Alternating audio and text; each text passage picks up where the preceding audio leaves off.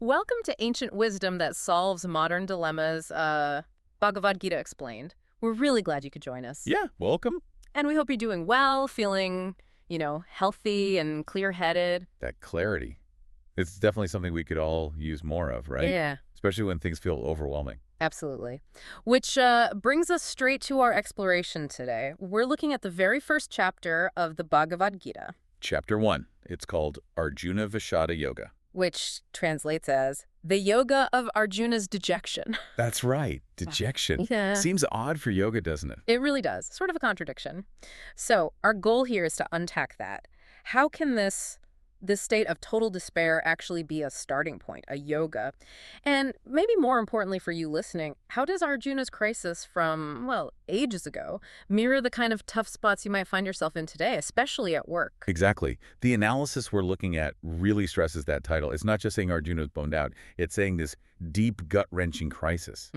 That's the catalyst. That's what forces him and us to look deeper. Okay, so let's paint the picture. Where does this all begin? We're on a battlefield. Right. But the text calls it something specific. Dharmakshetra. The field of duty or righteousness.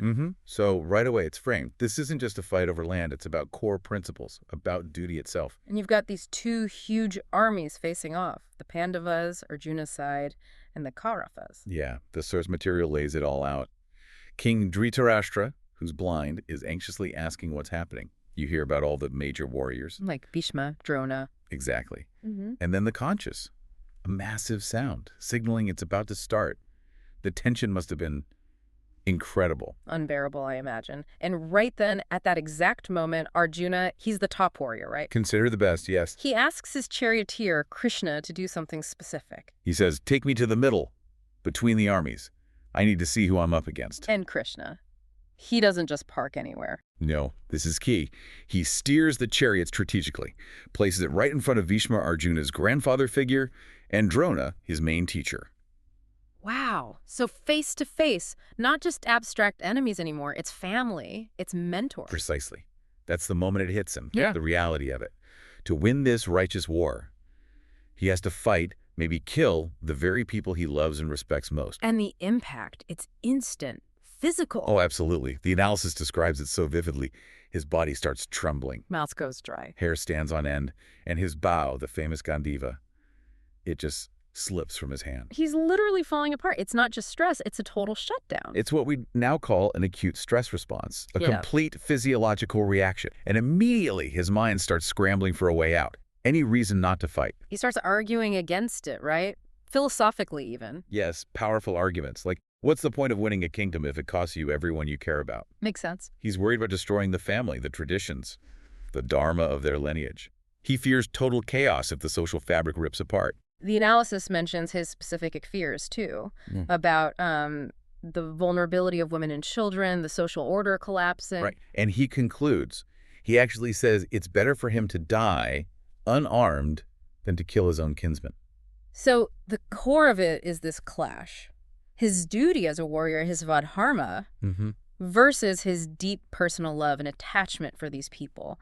And hovering over it all, this principle of nonviolence, ahimsa. That's the crux of it. Yeah. How do you possibly choose when your duty feels like it directly contradicts your deepest affections and maybe even universal ethics? Yeah. How do you navigate that? Well, the chapter shows what drives this paralysis. The analysis points to three things working together. Raga, that's attachment, intense connection, Okay. which leads to shoka, deep grief and sorrow. Right. And those two together create moha, delusion, confusion, basically not being able to see straight. His love clouds his judgment completely. And what's fascinating, you mentioned he uses philosophy. The analysis says he's actually quoting scriptures to justify not fighting. Yeah. He twists wisdom to back up his emotional need to withdraw. It shows how easily strong emotions can, hijack our thinking. Yeah. We get really good at rationalizing what our fear or attachment wants. Okay, this is where it feels incredibly close to home. How does this ancient battlefield drama connect to us now in, our jobs? Oh, the parallels are quite striking. According to this analysis, think about corporate whistleblowing. Right, the modern Arjuna moment. Totally. You've got loyalty to your company, maybe your team. They feel like family sometimes, right? Sure. But then you see something wrong, something that maybe puts the public at risk or breaks ethical rules. It's that loyalty versus a bigger duty. The analysis brought up the Boeing situation from 2024. That seemed like a direct example. Employees caught between loyalty and, well, potentially saving lives by speaking up about safety. Exactly. And the source material highlighted something interesting about the language people use. Whistleblowers often talk about fairness. People who stay silent, they talk more about loyalty. And here's the kicker. The closer you are to the person doing the wrong thing, the harder it is to report them. That's pure Arjuna, the difficulty of acting against those you're attached to. And this isn't just like a rare thing. The analysis mentioned those big SEC payouts to whistleblowers, new government programs. Yeah, and that stat about CEOs leaving over ethical issues, not just poor performance, these dilemmas are everywhere. Okay, what about family businesses? That seems even more intense. Blood versus principle. Yeah. Yeah, it definitely raises the stakes. The analysis touched on scenarios. Imagine discovering fraud, but it involves your cousin who runs that department. Or being on a board and knowing the right decision for the company means voting against your sibling's pet project. It's that same core conflict: protect the relationship or uphold the principle, the regulation, the fiduciary duty. It forces a choice between personal ties and the greater good, or just the rules. Precisely. Yeah. And you see this with leaders, CEOs too. They build relationships, loyalties over years. Yeah. Then a crisis hits, and suddenly those personal ties conflict with their public duty or what's right for the company as a whole. And that research mentioned less than half of leaders trusting their own managers. That sounds like a real crisis of faith, kind of like Arjuna's disillusionment. It mirrors that breakdown, yeah. The analysis also briefly nods to similar tensions in, say, tech ethics, AI safety versus profit, or medical ethics, doctors facing moral injury. The pattern repeats. Personal connection versus broader obligation. So it's not just Arjuna. We all have these potential conflicts. And modern psychology actually helps explain his reaction. It does, yeah. The analysis brings in things like cognitive dissonance. Holding two conflicting ideas at once. Exactly. It causes real mental stress. Or emotional hijacking, where strong feelings basically shut down the rational part of your brain, like Arjuna's paralysis. And proximity bias. That just confirms it. Scientifically, it is harder to be objective, act against people we feel close to. Our bonds literally affect our judgment. And his physical symptoms, the trembling, the dry mouth. The analysis links them straight to the acute stress response. Sympathetic nervous system kicks into high gear. You get cognitive overload, emotional flooding. Your ability to think clearly just tanks. It's amazing how accurately an ancient text has captured this. Okay, so we've seen the setup, the crisis, the parallels.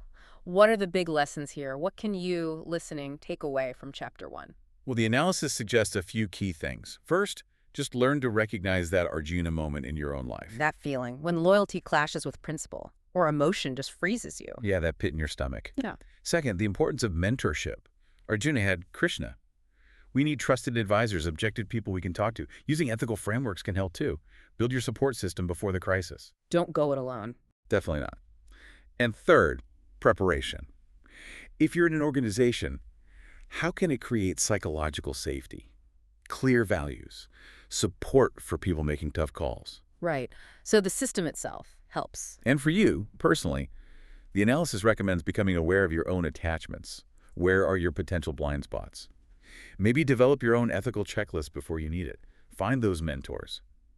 And practice asking, is this decision coming from my ego, my comfort zone, or from principle? Building that inner compass, essentially. Exactly. Building resilience and clarity. It really is timeless, this yoga of dejection. It taps into something universal, doesn't it? Yeah. That tension between loyalties, feeling paralyzed by choice, the physical stress of it all, even how we rationalize things. These Arjuna moments happen, whether it's in a big corporation, a family shop, or just your own life choices. It shows that feeling completely overwhelmed and confused isn't a weakness. Even the greatest warrior felt it. And crucially, that feeling, that breakdown, it's necessary. The analysis really emphasizes this. You can't start searching for real wisdom until you hit that point of, I honestly don't know what to do. It shows how love and attachment, while essential, can also be the source of our biggest blind spots and pain. So summing up Chapter 1, the message seems to be, moral crisis is human, it happens.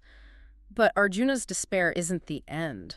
It's the doorway. It's the potential beginning of seeking deeper understanding. Attachments cloud judgment. The physical turmoil is real and normal. And maybe as the analysis suggests with that title, Vishada Yoga, sometimes our biggest breakdowns really do set us up for our biggest breakthroughs. That's a powerful thought to sit with. Hitting that I don't know point, Yeah. it takes humility. But it's the first step towards clarity, towards seeking guidance for something beyond just personal comfort, towards the greater good. And that search for guidance, that's what the rest of the Bhagavad Gita is all about, isn't it? It is indeed. Chapter 1 sets the stage perfectly for the profound teachings Krishna offers to navigate precisely this kind of confusion and conflict. Well, we really hope exploring this ancient dilemma offers some perspective, maybe helps you recognize or navigate similar challenges in your own life today. The wisdom starts here, but it definitely doesn't end here. There's so much more in the Gita. We encourage you to explore it further, and we hope you'll join us again as we continue to unpack this incredible text in future